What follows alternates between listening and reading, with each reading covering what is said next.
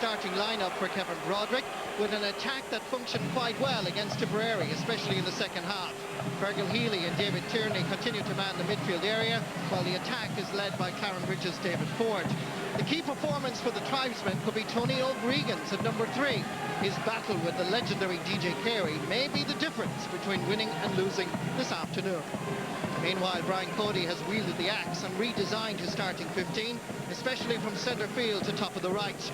Tommy Walsh is Derek Ling's new partner in the middle of the field, while Greg Ballycallan's John Hoyne and Eddie Brennan get the green light to start up front at left half and right corner forward respectively.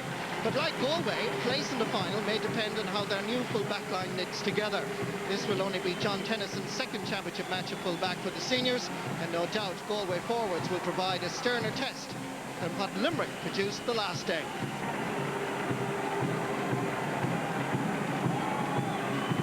Match referee is Seamus Rhodes, 35-year-old from Kilsheal and Kilcash in County Tipperary, inter-county referee for the last 7 years.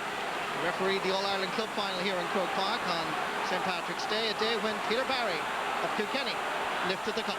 Yeah, Martin Henry Shefflin gone straight to centre forward, and a switch with Owen Larkin. That's the only change. Tommy Walsh in the middle of the field. And this is just an amazing start, because it was an exchange between two players, one from either side. Now the game is on. So obviously that tenacity that Galway brought to the All-Ireland Hurling semi-final in 2001 reflected there at the very beginning. They certainly felt hurt by the 19-point defeat last season.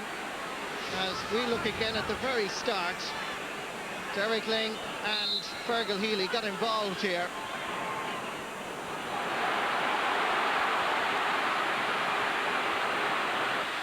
Here's a chance for David Tierney, flicking this one in, and it's over the bar. Good start for Galway. The positioning of Ollie Canning and DJ is a very interesting one. And here's a chance for Eddie Brennan! It should have been cleared. But when you have an opportunist sniffing around the edge of the square, then it's trouble with a capital T for Galway. This should have been cleared. It slipped inside, skidded on the surface, and Eddie Brennan's finishing was superb.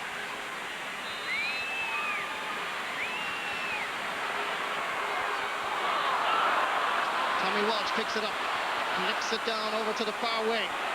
In towards Eddie Brennan, the goal scorer. Damien Joyce with him, given a little bit too much space. Brennan turns and sends it over the bar. A goal and a point after 4 minutes and 21 seconds. Just some statistical information for you. 58% already for Kilkenny. Reflected on the scoreboard, it must be said as well. Kilkenny doing well. That half-back line. Jada Delaney to Michael Kavanagh.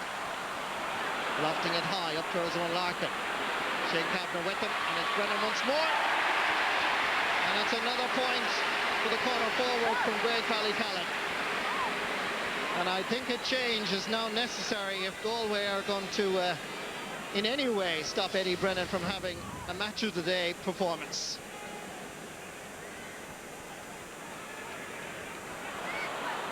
John Hoyne dropping this one in. There's Eddie Brennan. Oh, good block down by Shane Kavanagh.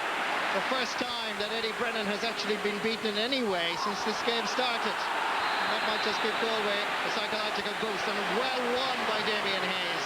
But credit Shane Kavanagh, because he is the one that started that movement with a fabulous block down on Eddie Brennan. Well, it's 3 out of 3 so far for Ger Farragher. This going to go for his 4th point of the afternoon here at Croke Park. And despite that brilliant Kilkenny start, there's now just 1 point between the teams. Richie Murray leaving it behind him. Derek Ling nipping in. Survives the challenge. Galway players protesting that he took too many steps. Seamus Roach giving the free this time to Kilkenny. John Tennyson. Won a minor All-Ireland back in 2002 and 2003 as a full-back. Drops this one in. It's a dangerous enough ball. Liam Donoghue keeps his eye on it all the way. Flicks it out for Derek Hardiman. That's good defending again by Galway. Down for Ger Farrar, who knocks it down. Picked up by Richie Murray, given a little bit of space. Can he punish the error? Lovely play by Richie Murray. He joins David Tierney and Ger Farrar on the scoreboard, and it was Farrar that flicked it into the space. And the St. Thomas's man from the Peterswell and Kilcreast area of County Galway finished superbly. Fabulous catch. 25-year-old from Mullion. Pulled on by David Collins. Richie Murray in the centre. Better play by Galway. Diagonal ball over towards Damien Hayes and company. Chasing the slither, Michael Kavanagh. Gets there ahead of the corner forward from Portumna. Richie Milano. Kicked ahead by David Tierney. Back to Tierney once more. Getting inside the Kilkenny cover. Farrar is available here. Is there a goal? Yes! Fabulous goal by Galway. Ger Farrar the scorer. Kilkenny rocked after half an hour in Croke Park in an All-Ireland semi-final that had Kilkenny written all over it from the very beginning. Eddie Brennan scoring first goal. Here's the second goal of the match. Unstoppable. Yeah, but I think David Tierney's maturity as a player, maybe, you know, he was here with flashy boots and long hair. That's all gone now. And what a pass inside, great vision. And it's all, I think Galway deserve it. You know, they have been well on top since that early first 5 minutes, and well deserved. And Galway are showing a bit of character here. Pulled on by David Ford. Scored a cracking goal against Tipperary. Here comes Hayes. Kavanagh has to get there. Damien Hayes beating Michael Kavanagh. Goal number 2. Stopped by McGarry. Kavanagh! It's incredible. 2 goals and 7 points for corner forward Ger Farrar. A brilliant minor. He has his critics in Galway, but he's a hero for the tribesmen. With a cracking 2 goals and 7 points. Chasing after this is David Collins with Eddie Brennan, and Brennan is wrapped up as Collins sends it back down into the left half forward position. Picked up by David Tierney. Started the game with a point, created the goal. Oh, lovely skill. Pat Delaney style from Kilkenny, did it in the 70s, dropping this in and sending it over the bar. It's a wonderful game when it's played like this. And the debate was, would it be the Galway, the average Galway side, or would it be the brilliant side? Well, let me tell you, Galway have arrived in Croke Park and they mean business, and it's the brilliant Galway so far. Kilkenny need to score 2 before half-time now to get them back into this game. Long ball into Tennyson, hits up line, and Kilkenny get the goal. A long ball, all the way down to Henry Shefflin. Got inside the cover, and look at this for finishing. Fantastic. A cracking All-Ireland hurling semi-final. Tony O'Gregan. Blocked, comes for Shane Kavanagh, gets by Eddie Brennan. Farzali coming, and the pass goes astray. There's a chance here for John Hoyne. Goal for Kilkenny. Marty, we have everything here. Incredible, just watch this. This was a ball that should have been cleared. The pass inside Charlie Canning went by him, and John Hoyne gave Liam Donoghue no chance. Liam Donoghue aims for the middle channel, picked up by Peter Barry. David Collins battling with Martin Comerford, who's now at the edge of the square. Flicks it outside for his own Larkin, and Larkin sends it over the bar. That's his first point in this All-Ireland semi-final. And just as quick as you say, Kilkenny, there's now just 1 point between the teams.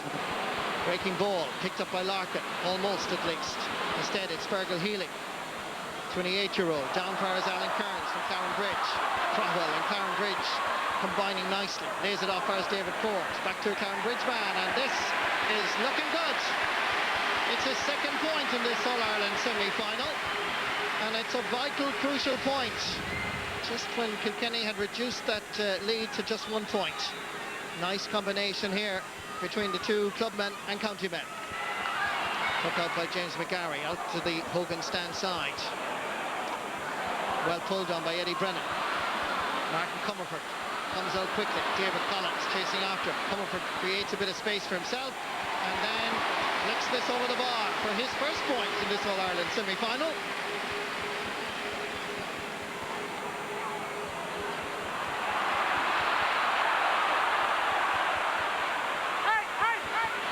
Eddie Brennan getting away from Shane Kavanagh. This is going to curl, and it's going over the bar. Great point. A goal and 3 points Eddie Brennan has scored, exactly the same amount that Henry Shefflin has scored.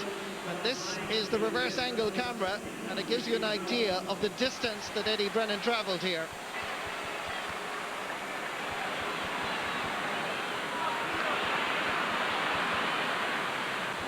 Fergal Healy across to Richie Murray. Alan Kearns got into a corner forward position. This is Kearns. There's a chance here for Murray. Hitting it. Oh, great save. Healy. Goal for Galway. Kilkenny defence exposed by the creativity of a Galway attack that has speed. And may I mention as well, with a capital S, skill. Kearns setting up Richie Murray. Brilliant save here by McGarry, superb, but Healy was unmarked and he finished it into the back of the Hill 16 net. There again is James Ryle, who's picking up a lot of loose ball, tussling with Murray. Centimetres away from the sideline, one-handed pull by Ryle, comes into the centre where it should be Fergal Healy's. Crossing it over, it's a poor ball. David Ford did well to gather it. 3 Kilkenny players around him, has to go back. Pulled on first time by Fergal Healy. In towards Niall Healy, the brother. Damien Hayes available. Healy looking around, has to go back to Jeff Farraher. Farraher onto the right-hand side this time. Has the height, has the distance, and has the accuracy. 2 goals and 8 points by a corner forward from Castlegar called Jeff Farraher. Peter Barry back there struggling. Jeff Farraher kicking it past David Ford. Farraher wanted it again. Niall Healy gone to the right. But Farraher unable to get it because David Ford had taken too many steps. And for mouthing by Peter Barry and for some dissent, it's a throw ball. In pairs Niall Healy. It's 1 against Ryle. Jason McGarry. What a goal! What a fantastic goal! 2-goal hero from Crowell, called Niall Healy. All coming about from Kilkenny descent by their captain. The referee gave the high throw ball, came into Healy, take it out Galway. And James McGarry beaten, incredibly, for the 4th time in an All-Ireland hurling semi-final. Alan Kearns, very courageous, brave. Lobbing it in towards Niall Healy and Jeff Farraher. John Tennyson has to go back to gather. Half blocked. Comes back again to Galway hands. Good pair of hands by Richie Murray. Great point. Took a year out, as Michael mentioned earlier. Came back this season. Won a Fitzgibbon Cup with UL as a young teenager, and is certainly a player with a very impressive CV at underage level. Here he is in the biggest stage of all, an All-Ireland hurling semi-final, and scoring points like that. And you have to say, at this stage, it's all Galway. They're dominating in key areas. Kilkenny unable to find their rhythm. Derek Hardiman lashing it out towards the wing. Battling here, Michael Kavanagh with Damien Hayes. Still Hayes with the support of Alan Kearns. Niall Healy wants it in long. Dropping this one in. James McGarry comes off his line. Niall Healy gets a touch. A hat-trick from Niall Healy. 3-goal hero from Crowell and County Galway. The Galway fans cannot believe it. They didn't believe in this team for so long, but this Galway side under Conor Hayes has come of age. It was predicted by all the experts. It had to be a Cork Kilkenny final. Maybe Clare, maybe Waterford, and maybe as an outside chance, maybe Galway. Well, Galway have certainly come of age. This ball inside, gathered by Comerford, does it? Eddie Brennan, into goal! This game is far from over. Kilkenny respond with 2 goals and 3 points by Eddie Brennan. This ball inside, gathered. David Collins was right beside him, but the finish here was top class again.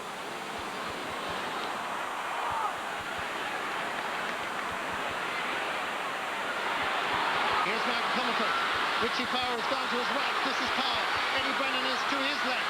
Still Richie going for the shots and over the bar. Second point for Richie Power from Carrickshock. A big goal chance from Martino. Good running by Power here. Got inside the cover and had the confidence. Took out by Liam Donoghue. We're hearing word from the sideline that there's going to be 3 additional minutes. Here's David Ford. David Tierney. Kilkenny back bravely, courageously. Here's Kevin Broderick. Broderick looking at the goalpost, signalling his arrival in Kirk Park. What a fantastic point by Kevin Broderick.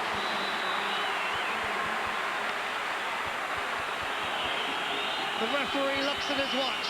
Cork Kilkenny hurling final not going to take place unless Kilkenny salvage something here. Collins shows that there are footballers and hurlers in the county of Galway. Galway are in the All-Ireland hurling final. Wonderful display by the tribesmen. These young men have come of age. Niall Healy, 3-goal hero, goes out and joins in the celebrations. Tears of joy for David Collins from Liam Bellows, and for Conor Hayes, who won All-Ireland in 1980, 87 and 88. He captained the 88 side to victory. He's guided the Galway side to an All-Ireland final for the first time since 2001. The full-time score in Croke Park in this historic All-Ireland hurling semi-final. Galway 5-18, Kilkenny 4-18. We did it kind of the hard way again today. We were saying if we could stop conceding the goals against Kilkenny, we'd win, but we conceded a few goals and yet we won. So we did it the hard way again. It's more than against Tipperary the last day. Went a few points down and had to really finish well. But our fitness levels are very high, and I think that told in the end there for us. We just kept going and kept going. We've had some good times, and I think that we've managed to win well, and we lose well as well. And Galway have our absolute congratulations on winning a great game. And you know, they have to go on now and take on the All-Ireland champions Cork in a few weeks' time, and it's going to be very, very interesting. You know, we need to go back now during the week and prepare for Cork. They're you know, top team in the country at the moment, so we've a huge challenge on our hands, and you know, we'll be trying to keep our feet firmly on the ground, and you know, a bit of work to do for the next couple of weeks. Still, obviously, a very happy Galway man tonight. Tell us this now. Lynn Gaynor tonight described this as the greatest game he ever saw. Was it that good? It was a fantastic game of hurling. Hurling was the winner. I suppose it was a score nearly every minute and a half. And Pat, like, to be a Galway man tonight is fantastic, because like for Conor Hayes and the boys, it was a great win. Scores every place. I suppose they'll look back, as Ollie Can said there during the week, they're going to look at, they conceded, say, 4-18, which is a lot, but they scored 5-18, and they set a very fast pace, great skill, great speed, and the big thing was that they kept the pace going for 70 minutes. Once they did, they were going to win. But was it that great a game? Well, it was a great game for Galway, and it might be a poor game for Kilkenny, but like, when you have scores like that makes it so exciting. It was skills, blocks, everything that you want in hurling, I want in any field game was in it, and like, I can see Galway going to light for the next 3 weeks. I just hope that Conor is able to keep their feet on the ground and work and do the same thing against Cork. Donald, if you were told this morning that Kilkenny would score 4-18, you'd be wondering how much they were going to beat Galway by, would you? Well, I just like fancy for Galway. I wasn't convinced at all that Kilkenny had this 1-1, you know. I didn't think they weren't that impressive all through the year, and I think that Galway showed in the last 20 minutes against Tip what they could do, and obviously Conor Hayes and Finston, there's great credit due to him, and the rest of his backroom team, they've come on another step. And, you know, normally if Galway got a goal and 2 points behind the first couple of minutes, you'd say, well, Kilkenny are going to go ahead and win it. But I was very impressed by I'd say one word I think stuck out for me today was the composure of Galway when they were under pressure. They held the ball well, held it up, created the openings, ran at Kilkenny, and they devastated them, particularly in the first half. End of the road for the great DJ? I would think so, you know. I think that, you know, there's no secret. I think that DJ, like, having lost last year's All-Ireland, was hoping to come back and maybe bring Cody the same and hope to win this one and go out on a high. And you couldn't deny that, really. I mean, he's been a great servant of the game, and he's been a fantastic forward, and everyone likes to go out on a winning note. And, you know, well, it's up to DJ to make the decision himself, but he may not be back. Still, Ger, before the game today, Ger Loughnane says there's no way Galway can win the match. Now, Farrell says you're getting your predictions wrong all year. Now, please explain. Don't be bringing me into the fight. I don't think I said that there was no way Galway. I said I had a fancy for Kilkenny. I said that to win the game, Galway would have to open up the Kilkenny defence, move the ball at desperate pace, and work really hard for the entire game. That was the only way. Now, the big question I had was about the Galway defence. Now, Conor Hayes came up with a brilliant plan before the game, a plan that very few would think of. He said the two big dangers are Henry Shefflin and DJ. If you hold those two, you're on your way. What did he do? He put Tony O'Gregan on Henry. Tony O'Gregan followed Henry every place he went. Centre back, full back, wing forward. He followed them all place. And I think that was key to it. And Ollie Canning on DJ. Ollie Canning didn't give DJ a puck of the ball. But Ger, wasn't it flagged all year that somebody described Kilkenny as being like a car running in dirty petrol? They've only been chugging along. Well, I'll tell you now, for the last 3 years, that's the way they've been. You know, for the last 3 years, 2 years ago on the All-Ireland, Cork probably should have beaten them the All-Ireland. Last year, they didn't score at all from play in the second half of the All-Ireland. This has been flagged for a long time. Now, it was disguised, I suppose, by a brilliant display against Galway last year in the quarter-final, and by a brilliant display in the first game this year against Offaly. But Pete Finnerty said here there was something about Galway that Kilkenny didn't like. They didn't add up. And that was the way all through. Galway fellas have killed but Pat, I think it's very, hold on a minute, I think it's very unfair. It's easy to say that tonight. Kilkenny were great champions. Yes. They didn't win it last year. No, we're not discussing. I know that, but that. it's easy to say that now when they've lost. Very few went for Galway before the game.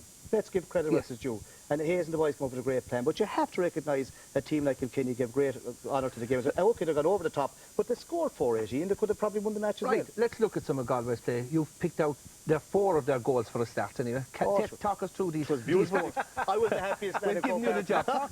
Talk us through 4 of Galway's goals anyway. This is poetry in motion as far as I'm concerned. Here you have young fellas coming through on these balls. Look at this.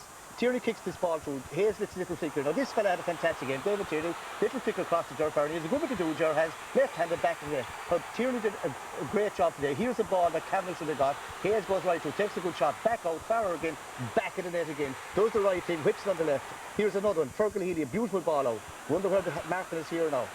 This is Kearns. No one picked up Murray. Too late to pick him up now. He rounds him and has a great shot. Blocked again, and there's Niall Healy making his second appearance back in the net again. So at this stage, Galway are running. It's a long ball coming in. Healy has called for it. He comes, hesitates. Healy gets a kick to it. Hat-trick for the Crawford man, and his second game full forward. Now, all these goals put Galway in the driving seat. No, but listen, yeah, but if Noel, you know, you have to say, if Noel Hickey was inside there, would you have those? Would they have those 3 goals got? I mean, you're a very inexperienced fullback there. He was caught behind his man on 2 occasions. And I mean, the 3 goals that you might never score again, but they were very well taken. Eagle-eyed viewers are out there saying, hey, there's a 5th goal missing. Niall Healy's second goal. It was a talking point after. Kilkenny got a free, didn't they? Yeah, well, this is the thing now. You see, Peter Barry was upset because he felt he was fouled before this and didn't get a free. Galway got a free down. Here again, you're going to see Peter Barry gets on this ball. And just here, he gets a chop there, and the ref actually blows. Now, the play goes on, but the whistle is gone. David Ford has the ball. Now, he has the free. Now, in all probability, Barry probably said to the ref, for God's sake, ref, it's about time you blow the whistle, give me free. The ref, Seamus Roach, does this, you know, it's a throw-in. Now, look what happens here. Peter pulls his one hand, David Ford wins a throw-in. Here's Niall Healy, gets this ball up, goes on his right, dummies, comes back inside and sticks. Goal of the game into the back of the net. Now, that fella's only played 3 games full forward in his life. His first one was against Brian Lowe in the challenge game against Clare LIT, and the last 2 with Galway. Donald, if I'll refer to weaknesses, I mean, Galway conceded 4-18. You weren't impressed by their defence. You couldn't be. Well, it's not so much that I wasn't impressed by their defence. They stuck to their task well, but I watched them and, you know, I picked out a few things the last day as well. Maybe I'm becoming a bit of a consultant to Galway. Just as well as over the first for the Cork final. Like, the thing is that, you know, they weren't, well, you know, simple mistake here by Damien Joyce. He was one hand, again, you know, Galway at that stage were 9 points up. Pass across the square when there was no need for it and given away. But these are 2 or 3 instances here where, you know, they were very... 2 Galway players missed the ball into Eddie Brennan, stuck it over the bar, and another high ball here. You see, they were very unsure of themselves around the high ball, right? And simple goal, Henry inside, bang. Two Galway players missed it. Look, no commitment there. You do that against the forward line like Kilkenny or anybody else, and this is another one where Henry Shefflin just ghosted behind, and they were unlucky not to get a goal at this stage. Look, see, just missed it again. Will be punished by Cork. Yeah, well, the strange thing about that was that Ollie Canning was a fullback during 2 of those goals. Ollie is not a fullback. He usually plays cornerback. He missed the first one in the air, and he stumbled for the second one. The third one, David Collins was fullback. Now, I have never seen David. I've seen David playing cornerback. I've never seen him playing fullback before. So okay, I think Pat, today you had 2 very suspect fullback lines. Okay, we'll get into detailed analysis of the final in a few more minutes, because I know Donald will want to provide a few more tidbits of help for Galway. Definitely. So, time now to announce the RT Guinness Man of the Match, and it was a close call, but in the end, it went to Galway's Ger Farrell. Donald? Yeah, excellent game, Pat. As I said, when Kilkenny got the early scores, you'd feel, oh my God, here things go again. But any chance he got, he put them away. That was a difficult enough chance, I think, and you know, he came in there well. He was looking for the pass from Damien Hayes, came in there well and stuck it, and he got 7 points from frees, and they kept their show on the road. And really, I think, you know, the big thing today about Kilkenny was that their half back line hasn't been playing well, or the defence hasn't been playing well, but the whole thing is, we've seen it in loads of matches this year, when you get your chances, you have to take them, and Galway took them, and Farrell took them. Thanks. After the game, Ger Farrell spoke to Tony O'Donoghue. With a scoreline of 2 goals and 8 points in an extraordinary All-Ireland semi-final, no surprise, Ger Farrell is the RTE Guinness Man of the Match, and Rory Sheridan, the sponsorship manager of Guinness, is going to present the trophy. Sure. On behalf of Guinness, brilliant Man of the Match performance. Congratulations. Thanks. Well done. Thanks. Well, did it take you long to get your breath back after that game? Your breath, still haven't got it back to the truth. Unreal game, so it was. Brilliant game. Did you believe before you came up here that you could have been as good as Galway? Because 19-point hammering last year, it was some lesson you learned. Yeah, it was that was drilled into us from the start that no one's going to forget 19-point hammering, and it was there always in the back of our minds. And we've been trained, we've been prepared so hard for this, and thankfully today that it came off. How important was your performance personally against Tipperary the last day, because it got you kind of with your eye into Croke Park, as it were? Yeah, it was brilliant to get up here against Tipperary, and today against Kilkenny we knew it was going to be a bigger step up again. And the lads, they rallied, everyone rallied together, and thankfully we came through. What about the goals? The goals, I really don't know much, but I know that Dave Tierney popped the ball into me. It was David's pass that really did it, and the next shot Damien took a shot, and it just fell out to me nicely. So it's really the look that really broke me today. Huge character in this Galway side now, an All-Ireland final to come. Oh, that's for sure. After tonight now, we'll forget about tonight and back down training again Tuesday, because Cork is another step up again. There's been some magnificent Cork-Galway All-Ireland finals in the past. Do you remember some of them? There has. I remember a few, all right, but another one now, hopefully, as long as we win it, that's all that matters.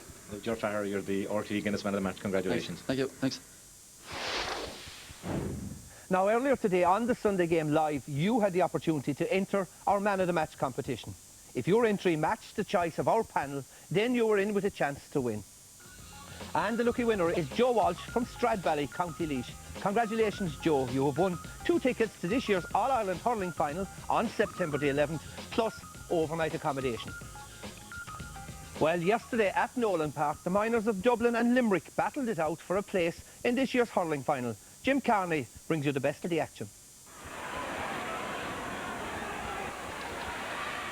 Limerick with their 3rd attack of the game. Dublin still to get into an attacking position. Dropped into Michael Ryan, pulls on the ball, it's gone over the bar. That's a great score by Michael Ryan. What a player this lad is.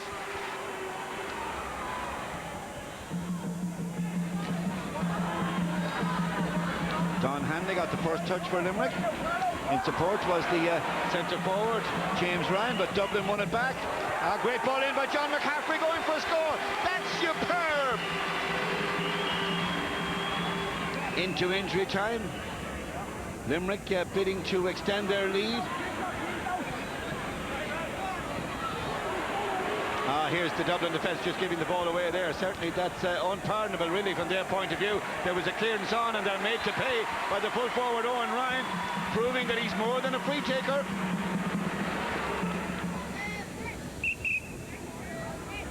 Now, not such a good cut this time by the Limerick boy. Oh, good ball in and over the bar for Dublin by Shane O'Rourke. And here's John Kelly for Limerick. Great clearance. Tomas Brady standing under it for Dublin. Good hand. Oh, that's what the good centre-backs do. Stand under that dropping ball. Fearless. Well positioned. Went for the catch on his left hand and made it perfectly.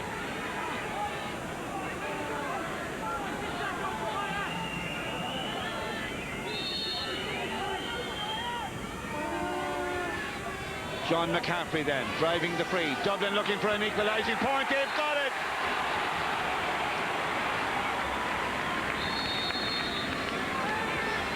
Well, Kevin O'Reilly has left the scene for Dublin, but he's made a major contribution, particularly with those 3 points off frees in the first half. And they bring on a fresh man now. It's Shane Murphy from Coola.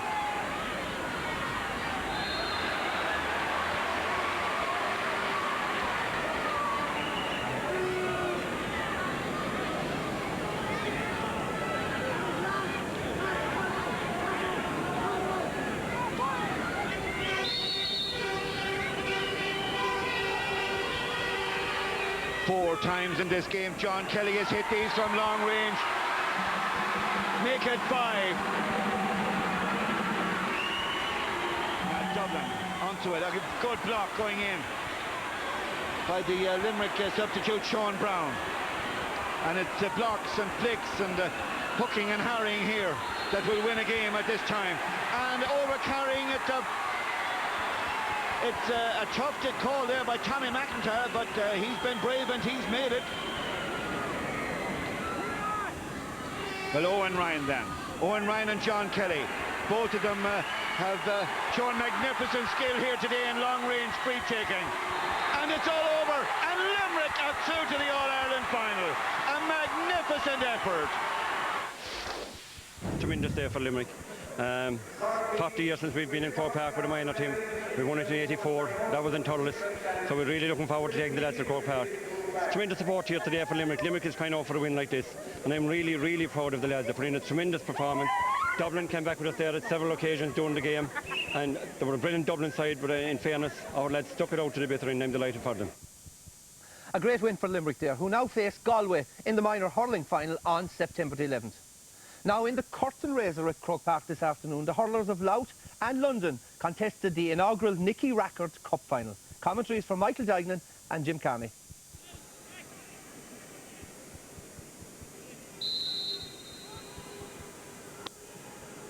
Brian Foley with the tremendous cut in front of the goal, and the scoring chance is coming here, and it's whipped into the net. And when it broke here to the full forward Barry Shortall, well, yes, he's more comfortable closer in around the goal.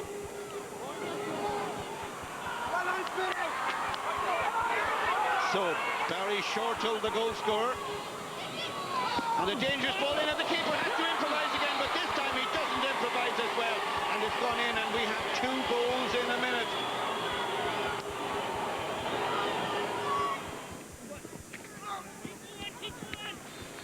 But Louth put pressure on JJ Burke again, and JJ is out, but he had help from a defender, and the ball has been played in and over the line, and Louth get the goal, and Louth are back in the game. And young Gerald Smith, he got the leaving cert results during the week.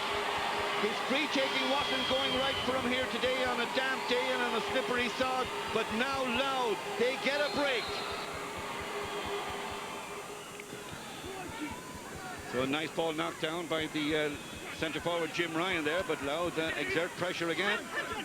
Battling there was the number 19 for Louth, one of their substitutes, Sean Byrne. London back on the attack, trying to open it up, and here's one of their substitutes, and the goal, he throws it in. Oh, that's superb by London. That's all about hurling skill. The man who sent in the pass to number 22 was Sean Quinn, and for once Stephen Smith is beaten. Absolutely, Jim. That's what I was talking about earlier. You know, there was space there earlier in the game, and players tended to be going outside looking for the easy score, but a brilliant run and a brilliant finish there again. The 2 Antrim combined very, very well there.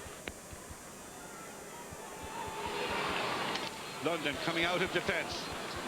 Nice grab out of the air by one of their subs, Gary Fenton. Yes, it's gone in. That's Sean Quinn, Jim. Great catch there again. Well, Mick Burke, the manager of London, is absolutely thrilled. It's gone into the net. It's number 22 indeed, Sean Quinn, who's got the goal, and he improvised, used the boot. Yeah, it was going to be a penalty, but a great catch there. And, you know, we were just praising Aidan Carter a couple of minutes ago, but Sean Quinn has come in and destroyed him there with a run, and now that goal, and really that's the game over now at this stage. Louth looking for a couple of consolation scores at this stage. David Dunn trying to do something for them. Taking it on is the left half forward Declan Byrne. Fergus McMahon in close attention. Tom Sims there too.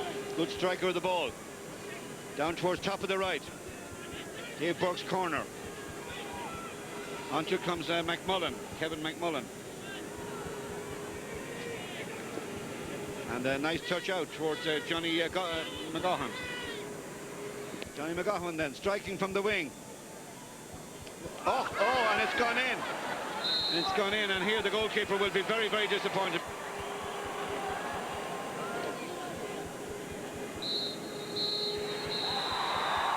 And they've done it. London are the winners. They're the winners of the inaugural Nicky Rackard Cup, and they're absolutely over the moon, the London fellas.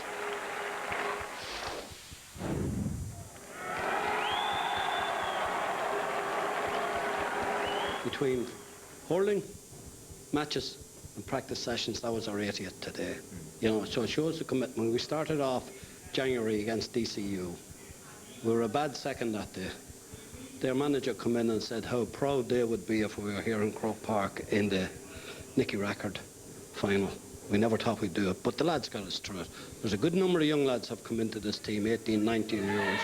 2 lads that have only done their leaving cert, stuck with us all year, hurled through it and got on. So I think the future in Louth hurling is with the youth. We have a big number of them coming in, and hopefully we can be back here next year. Joe, what a lot of people probably don't realise is that you actually helped out London in the preparation for the final. Now, I remember reading an article where you said you'd like to get into management next year, so could it be Joe now with London leading the Minnows into the promised land? No, Pat, the secret is out. I wanted to keep it secret, but obviously it's out. Brian Ford, who hurled for Clare, of course, who was on the panel when I was there, he asked me if I'd just go over for one session and have a chat to him. But what impressed me most about him was the absolute enthusiasm about going to Croke Park and what it meant to all of them to go to Croke Park. And believe it or not, they have coaching systems in place in London in 8 national schools. And they had 200 boys under 12 at a coaching session 2 weeks ago above in Rice-Lift training. So now what they're looking for is they know that in 2012 the Olympics are in London. Over the next 6 or 7 years there'll be a massive influx of young people going over from Ireland, and they hope to get those to play for London and move up. Now that they're in Tier 2, to become really competitive in Tier 2. So you're not alone, you're going to lead them to that, and you're going to lead them to the Olympics as well. Lovely. Is that just what the competition's all about, getting their moment in the sun at Croke Park, or is there more to it? Can they benefit from it? Well, I suppose it's all about developing the game, right? Pat, in these places like Louth, I mean, I was listening to some of them on the radio this morning. They were really proud about coming to Croke Park, and they saw that as a huge impetus for the rest of them. I mean, the downtown, I mean, obviously there was a lot of work put into it, and I think it has worked. The main problem is that you still have the likes of, we'll say, Antrim, Laois and Dublin, who are sort of not quite good enough to make it at the top tier, and they're too good for the second tier. Cyril, will playing teams of an equal standard, of a very average standard, will that improve?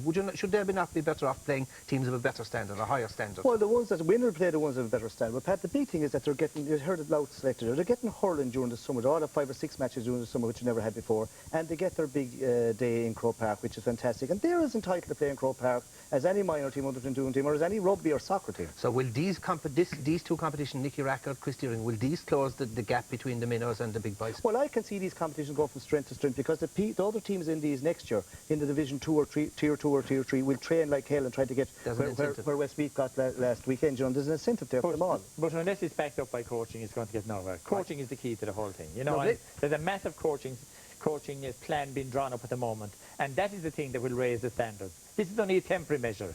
It's the coaching systems that go into all those counties that will decide whether they move up or not in the future. It's time now to reveal the man of the match from that game, and the winner is the London fullback, Tom Sims.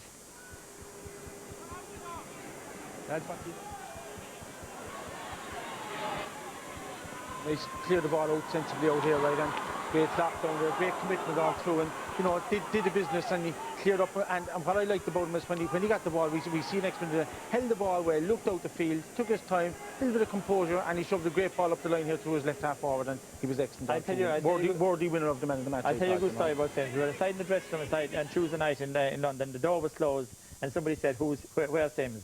And a fella said, Asher, he'll come in through the wall. That's the type of player he is. Well, congratulations to Tom. And he spoke with Tony O'Donoghue after the game.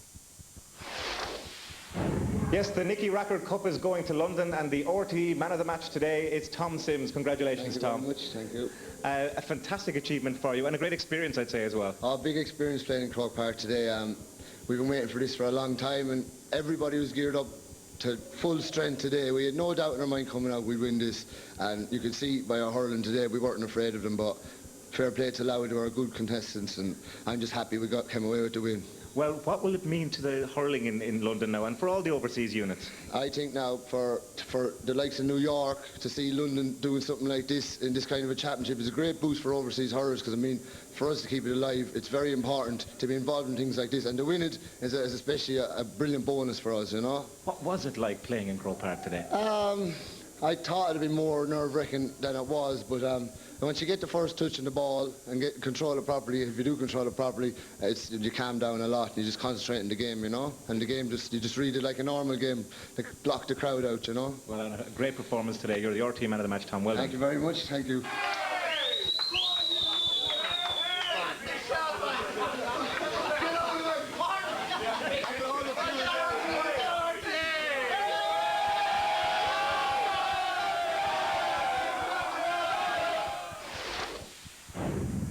Well deserved. Now, last weekend we launched a superb competition in association with Guinness to give one lucky viewer the chance to bring a relative or a friend home from abroad to attend this year's hurling final.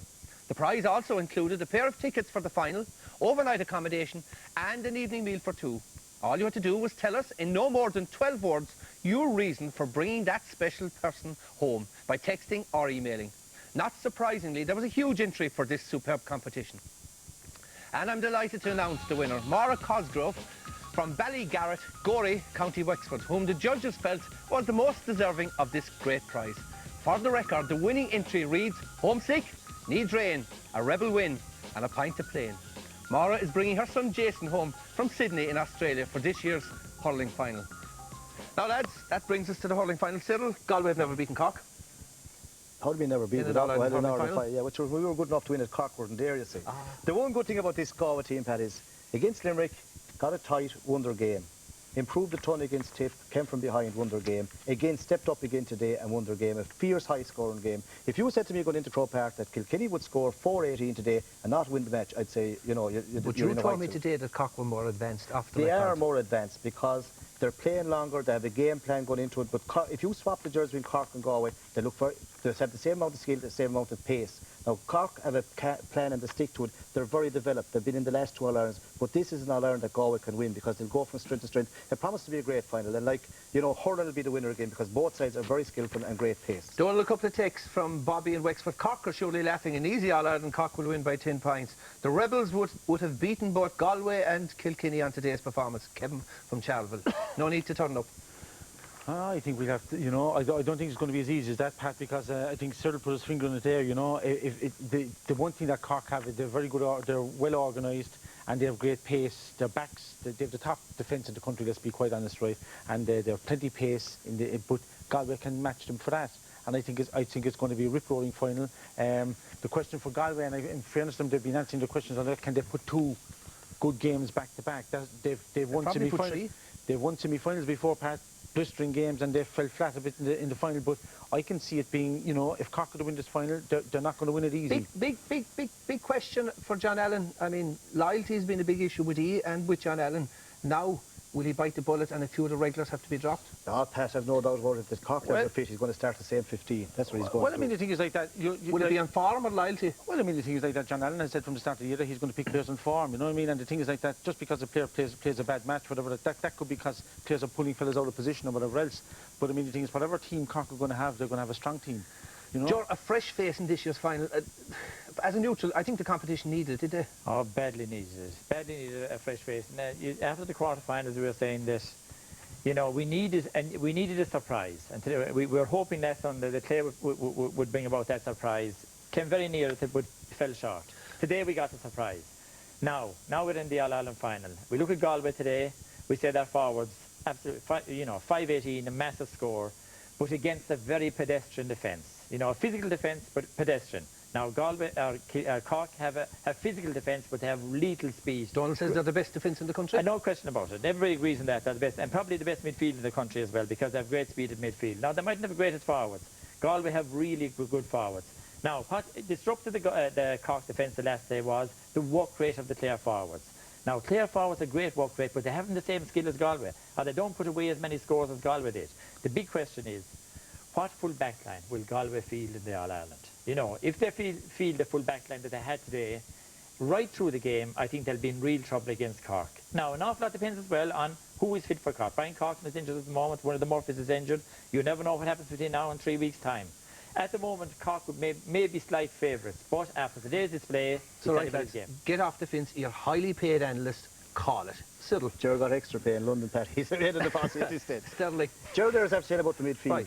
Before we go tonight, I think you'd have to say that David Tierney probably had the best game of his life in the Galway jersey. Fergal Healy's coming good. Both these guys are good midfielders as well. Call the final. I hope and pray that Galway will win it, because we really need it in Galway. Make a breakthrough. A lot of young lads coming great in the minor final, in the intermediate final. Probably, I think, will be in the under-21 final. We could have a fantastic year hurling in Galway. Hope and prayer for Galway? Obviously, Pat, when you're looking at teams and you're making forward predictions, right, you're expecting both teams to play to the top of their potential. That's what you're judging at. And I think if Cork play to the top of their potential and Galway play to the top of their potential, I still see Cork, because of their experience, right, coming out on top. but it's only just, they'll only barely get there. I think this Galway team, I think, has impressed me because their pace, the way they play, but I think Cork can do it. Galway, Cork, you're the neutral amongst us. Look at the history of Cork and Galway in All-Ireland finals. Look how many times Galway have gone in after brilliant semi-final displays. They have one of the soundest managers in the game, one of the most intelligent managers of the game. Took a brave decision this year? Not alone took a brave decision. He took more flack. He took more flack. There were more knives aimed toward him than any other manager. At the end of the game today, was he talking about critics? Was he talking about people who wrote him off? Good sign. He was talking about the All-Ireland. His vision was right. His focus was right. His focus on the All-Ireland. And I think that is the one thing that gives real hope to Galway for the All-Ireland. So, who are you going to call? Cork or Galway? Right now, I'd give Galway a great chance of winning the All-Ireland. But of course, I'll be wrong. Lovely. 2 for Galway, 1 for Cork. I was going to say victory, but I wasn't expecting much else, Paddy must say, you know. OK, no agreement here. Time now for a short break. But stay with us because there's plenty more action still to come on tonight's show.